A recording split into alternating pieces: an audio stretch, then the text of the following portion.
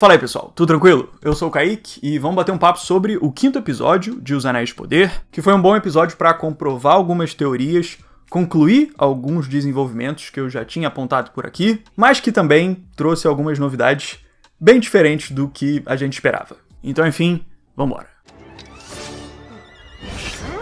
Nos últimos vídeos de análise, eu vinha comentando como Halbrand tinha o potencial para seguir uma linha de superação, onde ele enfrenta a fuga do seu passado para assumir a sua responsabilidade. E esse episódio deu continuidade para essa direção do personagem, com a identificação dele com a Galadriel, marcando uma mudança bem importante para ele. No lado do estranho, a gente teve uma nova ameaça, que aumentou a promessa do papel dele dentro da história, e o Adar teve uma participação rápida, mas que aumentou um pouco mais a escala das intenções dele. Mas a grande novidade do episódio foi aquela lenda do núcleo dos elfos, que contou uma história bem diferente do que acontece nos livros, o que pareceu bem curioso logo de cara. Mas a progressão do Elrond no episódio esclarece um pouco mais sobre a função dessa lenda, mesmo com ela sendo intencionalmente apócrifa.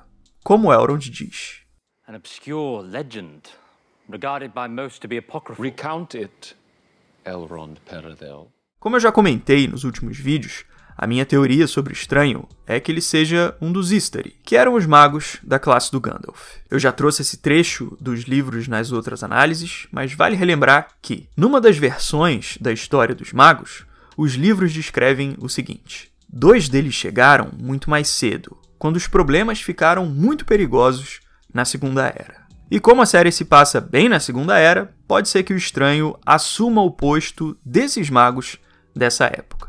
Até que nesse episódio, a história reforça ainda mais a possível origem Istari do estranho com os poderes que ele demonstra, de ataque e elementais. Mas o que é importante sobre esse personagem é o tema que ele e a Nori vêm carregando juntos, dentro da série. No começo do episódio, o estranho tá confuso sobre o papel dele, porque ele sabe que ele tem um poder que pode ser perigoso. Mas a Nori continua a ter fé na bondade do estranho, porque ela acredita que o encontro deles tem o propósito de um bem maior. E o estranho absorve essa ideia, como ele fala: I'm good. You're good. Até que depois, as ações do estranho demonstram como ele está seguindo o exemplo da Nori na prática, pela forma como ele assume uma postura de proteção que salva os pequenos.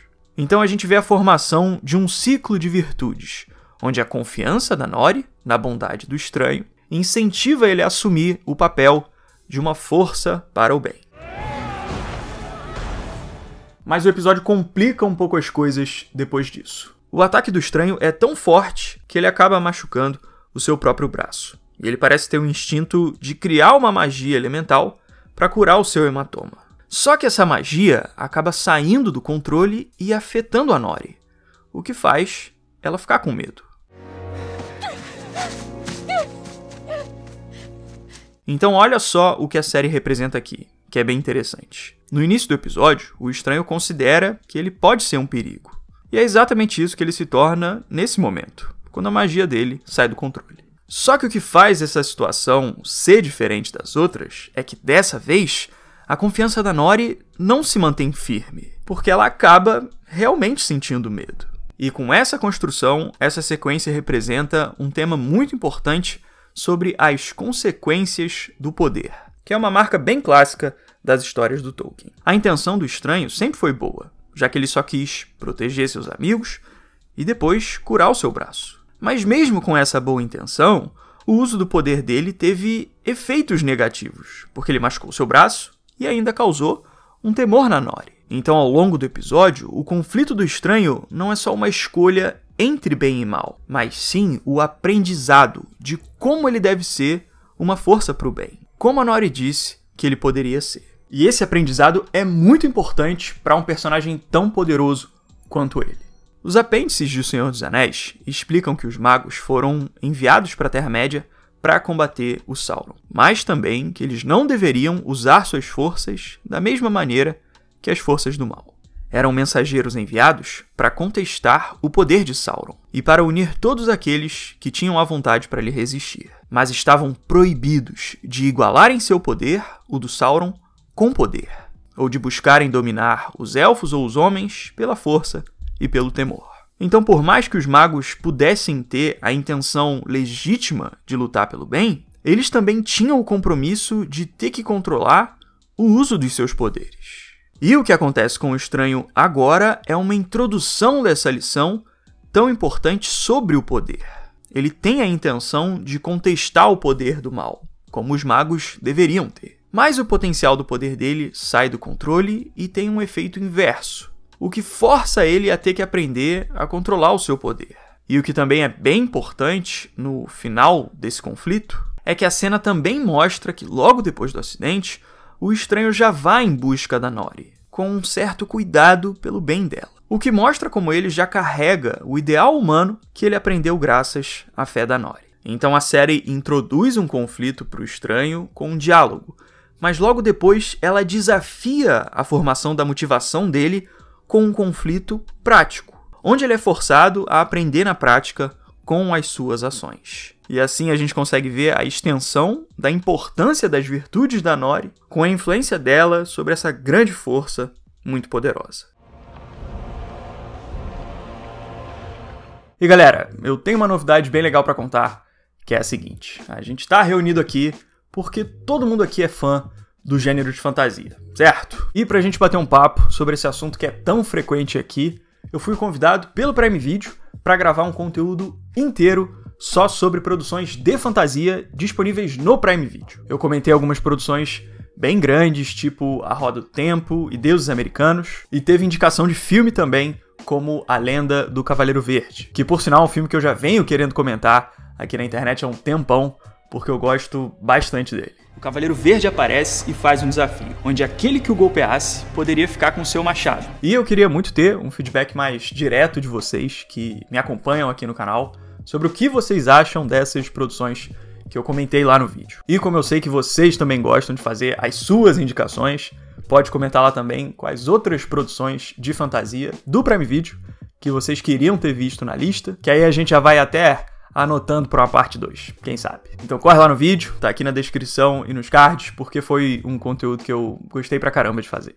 A série fala do tão esperado fim do mundo, que eu não sei se é tão esperado assim, mas tudo bem. Agora que a gente já comentou sobre o Estranho, vamos falar sobre aquele grupo de cultistas que parece que tá no rastro dele. Todo o tom da cena da chegada desses personagens sugere uma intenção maligna por trás deles. A gente tem a trilha sonora soturna, uns sussurros misteriosos que ficam no fundo, e até o visual e a expressão dos personagens, tudo transmite um ideal sombrio. Então meu palpite é que eles sejam algum tipo de culto maligno dessa história. E parece que eles têm alguma relação mais específica com o Estranho, porque eles carregam um símbolo com uma constelação que é igual à formação que ele vem mostrando para Nori em vários momentos. Ele fez esse desenho no céu, depois desenhou ele num tronco e ainda identificou a constelação nos mapas dos Pés Peludos.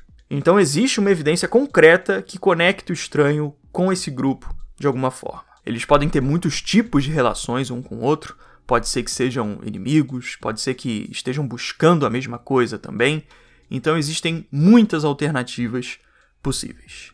Mais uma possibilidade que eu imaginei que poderia ser interessante seria a seguinte: como eles parecem estar rastreando o Estranho, eu acho que seria interessante ver eles tentarem encontrar ele para tentar manipular as forças dele de alguma forma, já que o Estranho tem esse diferencial de ser bem poderoso. E assim a série poderia dar continuidade a esse conflito que a gente viu nesse episódio, com a divisão entre bem e mal, com a Nori sendo uma influência positiva para o caminho dele, enquanto esse culto seria uma força para o mal. Muitas coisas podem acontecer daqui para frente, isso é só uma teoria inicial, mas independente disso, a chegada dos cultistas funciona bem como uma cena que é bem rápida, muito breve, mas que já aumenta as expectativas sobre o futuro do Estranho. Bom, chegou a hora da gente comentar uma das partes mais complexas do episódio, que foi o núcleo do Elrond e do Durin. O Gil-galad relembra o Elrond de uma lenda, que diz que um elfo enfrentou um Balrog por uma árvore, que era onde estava uma das Silmarils criadas pelo Fëanor. E com o resultado do embate entre essas forças, o Mithril foi formado com a antiga Luz de Valinor das Silmarils. Forging of their conflict. The power. Uma das questões principais que a gente tem com essa história é a referência canônica dela. E acontece que essa lenda é realmente bem diferente do que é contado no Legendário, porque nos livros nenhuma Silmaril vai parar numa árvore e, por consequência, o Mithril também não é formado dessa forma. Mas, pelo menos até agora, essa diferença canônica dessa lenda não parece ter consequências tão extensas assim, porque essa lenda é destacada intencionalmente como uma lenda apócrifa, ou seja, como algo que não é necessariamente a realidade, como é dito pelo Elrond. Então existe uma indicação declarada da série de que talvez a lenda seja realmente só uma lenda. O Elrond fala isso e o Gil-galad nem nega essa afirmação. An obscure legend, regarded by most to be apocryphal. Recount it, Elrond Peredel. Mas se a lenda era uma invenção, então qual que deve ser o papel dela dentro da história? Com esse relato da lenda, o Gil-galad revela como ele já tinha um plano formado sobre o uso do Mithril desde o início da história, porque ele já suspeitava da existência do Mithril antes mesmo do Elrond descobrir as reservas de Moria. Depois disso, o Gil-galad também explica que a luz dos elfos está enfraquecendo, e que ele precisa do Mithril para conter esse processo de alguma forma. But despite our every effort, our decline has only quickened. Então a lenda funciona como uma exposição das intenções do Gil-galad, para mostrar como ele planejou a ida do Elrond para Eregion com um objetivo específico, que era a busca do Mithril para tentar prevenir a decadência. Só que no final dessa cena, o Elrond ainda fica em dúvida, porque ele fica dividido entre a necessidade dos elfos e o juramento que ele fez para o Durin. E a cena mostra ele olhando para o céu, que é para onde o pai dele foi levado, o Eärendil, que é uma forma de mostrar como ele está buscando uma direção para o que ele deve fazer. Ele tinha falado no último episódio, que olhava para a estrela pensando no que o seu pai acharia sobre ele. Would he be proud of what I'd accomplished with his legacy? Então essa cena mostra um momento de indecisão para o Elrond. E depois disso, uma outra história é contada para o Elrond. E ela tem um efeito bem diferente. Na sequência, o Celebrimbor conversa com o Elrond, contando como ele testou as propriedades do Mithril e comprovou o poder do minério. E depois ele conta a história de como ele relembra como foi a partida do Eärendil, quando ele se viu como o único que poderia resolver os rumos da última guerra. A mortal man who believed he could convince the very gods. E é só depois de relembrar a história do seu pai que o Elrond finalmente tem a confiança para tomar sua decisão e revelar a verdadeira necessidade do Mithril para o Durin. A gente pode ver ao longo do episódio, o Elrond tem 2 encontros onde 2 histórias diferentes são contadas. Primeiro, a gente tem aquela lenda épica sobre poder que não consegue tirar a dúvida do Elrond. Mas depois, a memória dos feitos do seu pai relembra ele da confiança que ele precisa. Então, no fim desse arco, a lenda do Balrog e a história do Eärendil tem a função de aprofundar as motivações do Elrond, para fazer com que ele tenha um motivo coerente com a personalidade dele para mudar de opinião frente ao Durin. Então, quando a série faz o Elrond dizer que a lenda é apócrifa, que ele não acredita nela, ela está te colocando na mesma posição que ele. Mas a história do Eärendil é verdade, porque você já viu o Elrond falar sobre ela, e até o Celebrimbor também. A gente teve alguns elementos que foram diferentes do que a gente esperava, baseado nos livros, que foram principalmente a lenda e as propriedades do Mithril. Mas a verdade é que a série já declara que essas coisas são questionáveis pela própria forma como o Elrond questiona a possibilidade de funcionamento disso tudo. E como a gente ainda não viu essas coisas funcionarem na prática, a gente ainda não pode ter certeza de como que elas vão funcionar em conjunto. Se elas vão realmente funcionar, se isso vai ser mudado por alguma outra coisa, ou também se existe alguma outra influência por trás disso tudo. Porque, como a gente sabe, a vinda do Sauron já foi anunciada na própria série, e o momento da Forja dos Anéis de Poder também está se aproximando. Então a gente só vai ter certeza do funcionamento disso tudo em conjunto lá na frente, quando a série realmente encaixar todas essas pontas para explicar como elas funcionam. Então vamos acompanhando para ver onde isso vai dar. Agora vamos falar sobre Númenor, que finalmente partiu em busca da Terra-média. Nos últimos episódios, aquela relação entre o Kemen e a Eärien ainda não tinha trazido grandes consequências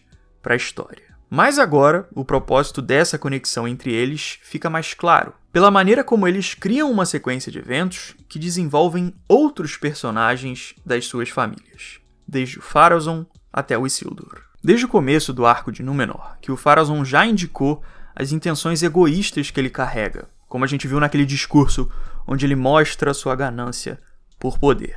Mas as motivações dele ainda não tinham sido tão exploradas assim. E é aí que a conexão da Eärien com o Kemen entra em cena, porque o laço entre eles abre espaço para que a relação de pai e filho do Kemen com o Pharazôn se torne uma exposição dos verdadeiros objetivos do Pharazôn como vilão. Ele conta como ele busca manipular a guerra para ganhar influência sobre os Homens do Sul, para que eles se tornem uma fonte de tributos e riquezas para Númenor. Então fica claro que no último episódio, a forma como ele aceitou a mudança da opinião da Míriel, quando ela decide entrar na guerra, fica bem justificada pelos objetivos dele, porque ele tem um interesse com todo esse movimento da guerra e da partida de Númenor. Wars, forests, trade, tribute.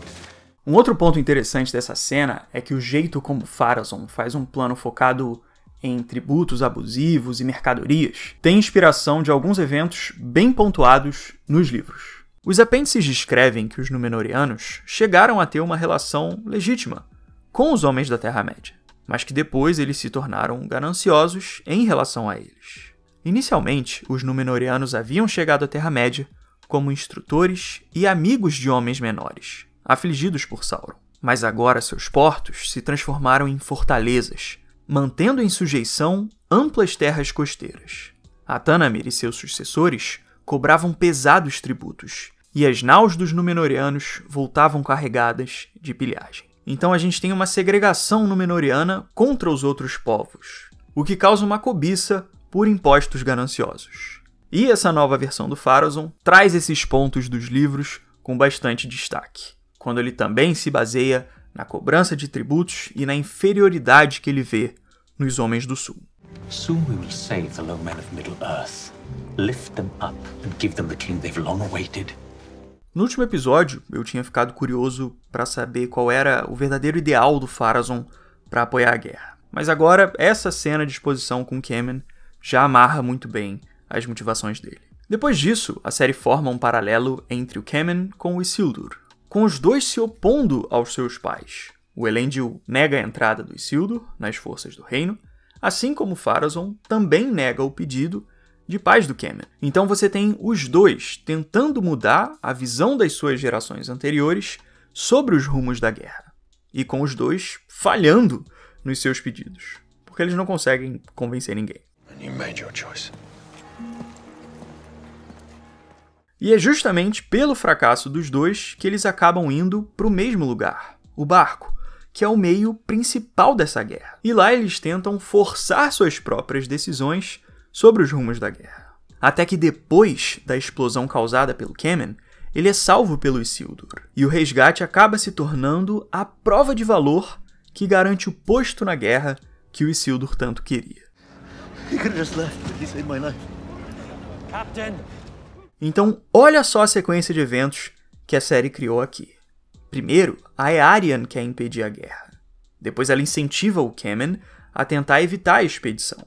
Só que no final, é o acidente criado pelo Kemen que permite que o Isildur entre nas forças de Númenor. Então é justamente a intenção da Eärien de impedir a guerra que permite que o Isildur se torne parte do combate. E é até por isso que a série destaca tanto a tristeza dela ao ver o seu irmão indo para a guerra, porque todo o esforço dela ao longo do episódio foi falho. E, como consequência, essa cadeia de acontecimentos inverte algumas ideias entre a família do Elendil e a do Pharazôn, porque o Kemen apoia o Isildur e se aproxima da moral da família do Elendil, com ele se afastando daquela ganância do seu pai, enquanto a Eärien fica ainda mais frustrada com os fiéis, e ela se aproxima do ideal do Pharazôn. E se a gente lembrar do último episódio, a Eärien já vinha dando atenção para a filosofia do Pharazôn, o que já indica algumas divergências dela. It's impressive. I was going to say infuriating. Então o roteiro vem criando uma oposição de alinhamentos entre duas famílias opostas, o que abre possibilidades de conflitos bem interessantes para esses personagens no futuro. Agora vamos falar sobre o Halbrand e toda a mudança que ele passou nesse episódio. Bom, primeira coisa, eu sei que existem muitas teorias sobre a chance dele ser o Sauron disfarçado magicamente. Mas, como eu já falei nos últimos vídeos, eu não venho achando que essa seja a indicação mais forte da série sobre o Halbrand.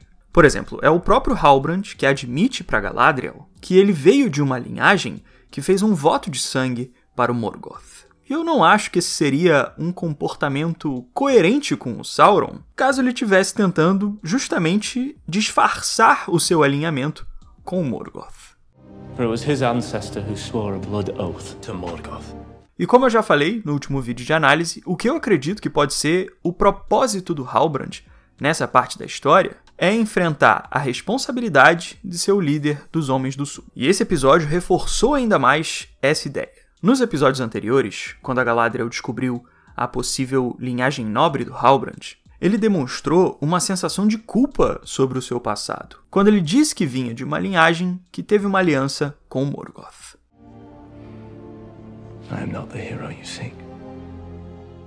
Então Halbrand se colocou como alguém que não era digno da nobreza que a Galadriel reconheceu nele. E nesse episódio, essa culpa do Halbrand volta à tona mais uma vez, quando ele confessa que fez alguma coisa reprovável no passado, que é a causa da culpa dele. You don't know what I did before I ended up on that raft. Mas qual pode ter sido o tal erro do Halbrand? A história indica o que foi a antiga falha do Halbrand com a sobreposição, que coloca a confissão dele em paralelo com os Homens do Sul, jurando lealdade ao Adar. O Halbrand diz que cometeu esse tal erro para sobreviver, e também é mostrado que os Homens do Sul estão jurando lealdade ao mal com esse mesmo argumento, da busca por sobrevivência. You don't know how I survived.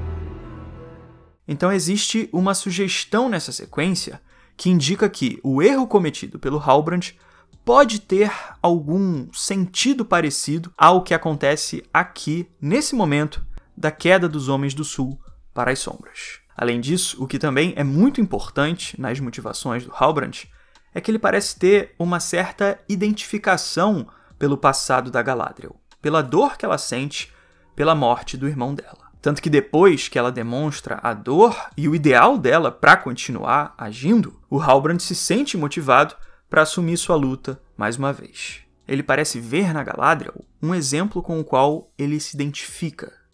I'm sorry. To your brother. Então eu acho que uma das possibilidades interessantes para essa culpa do Halbrand também poderia ser o caso da perda de algo ou alguém, assim como aconteceu com a Galadriel. Um último comentário breve sobre esse núcleo de Númenor. A gente teve aquela sessão de treinamento da Galadriel, que foi divertida, mas um pouco mais perigosa do que eu esperava, pelo fato deles usarem espadas de verdade. Mas o que é importante é que a série usa essa cena com o propósito de mostrar como essa força de Númenor ainda não é tão forte assim, como a própria Galadriel fala. Their strokes fall like the stone giants of the Northmoors.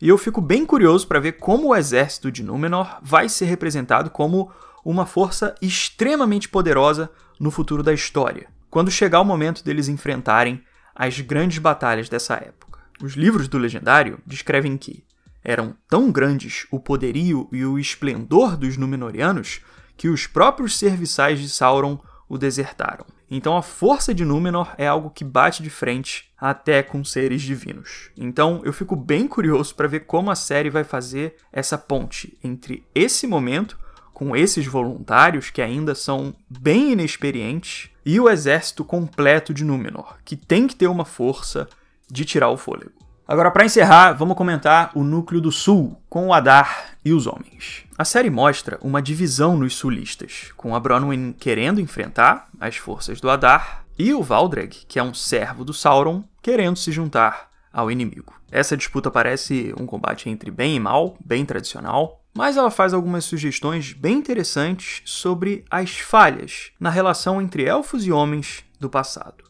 Lá no início da série, a gente viu como os elfos patrulhavam os sulistas com muita desconfiança, por causa do passado deles como aliados do Morgoth.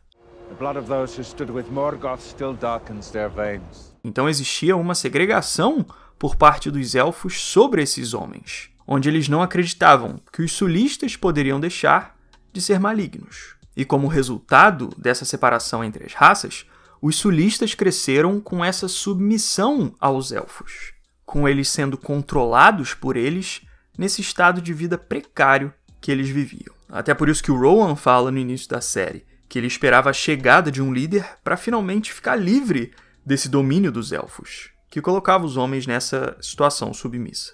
Our true king will return and pry us right out from under your pointy boots.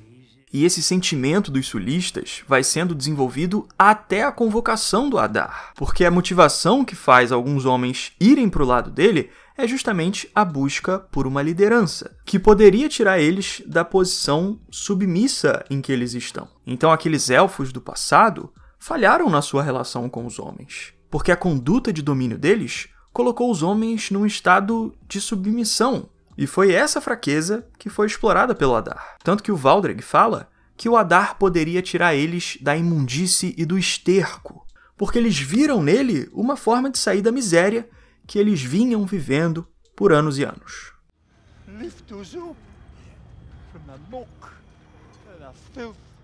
É claro que o Valdreg e os outros corrompidos estão errados, porque eles têm uma falha moral que é uma escolha deles. Mas o contexto que impulsiona essa queda deles tem uma parte de culpa de outros povos. Os Númenóreanos achavam que eles eram inferiores e não partiram para a ajuda deles a tempo. E, ao mesmo tempo, os elfos vigiavam eles como um bando de corruptos. E, como resultado, o chamado do Adar ganhou força, porque ele se tornou a única chance de aliança que eles receberam nos últimos tempos.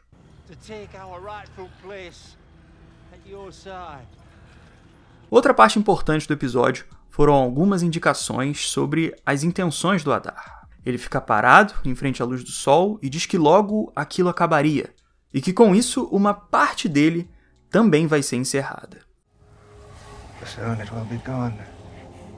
Isso me faz lembrar do episódio passado, quando ele falou duas coisas muito importantes. Primeiro, ele disse que precisaria criar um novo mundo para esclarecer as mentiras do passado.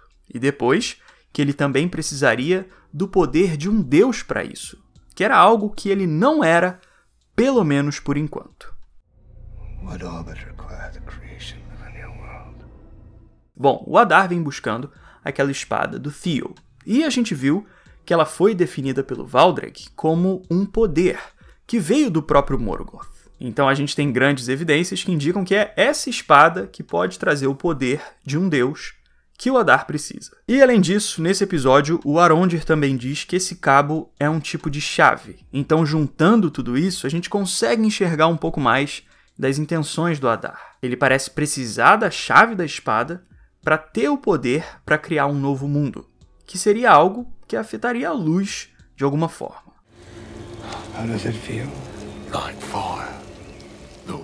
E esse objetivo de barrar a luz ia se tornar no futuro uma das estratégias principais do Sauron na Guerra do Anel, na história dos livros. No Retorno do Rei, os livros descrevem como uma onda de sombras é enviada de Mordor para acompanhar as forças do mal durante a guerra, quando é dito que, bem no alto, uma grande nuvem fluía lentamente rumo ao oeste, vinda da Terra Negra, devorando a luz carregada por um vento de guerra. E logo depois é explicado que esse poder é uma tática do próprio Sauron, como um artifício da malícia dele, algum ardor de vapor da Montanha de Fogo, que ele envia para escurecer os corações e os conselhos. E como o Adar está buscando o mesmo objetivo, dessa barreira contra o Sol, pode ser que ele tente usar recursos parecidos com o que o Sauron usaria no futuro, usando alguma forma de fumaça, fogo ou erupção. Então, galera, essas foram as minhas impressões sobre o 5º episódio de Os Anéis de Poder. Ele realmente traz algumas novidades inesperadas que tomam um caminho diferente dos livros, mas que até agora são elementos que não foram comprovados, que têm muitas possibilidades de possíveis rendimentos diferentes para o futuro. Então fico no aguardo para ver como que essa história vai se encaixar. Então é isso, pergunto para vocês o que vocês acharam desse episódio, deixem aí nos comentários. Se você ainda não for inscrito, convido você a se inscrever aqui também e a gente se vê no próximo vídeo, beleza? Então fico por aqui, valeu e um abraço.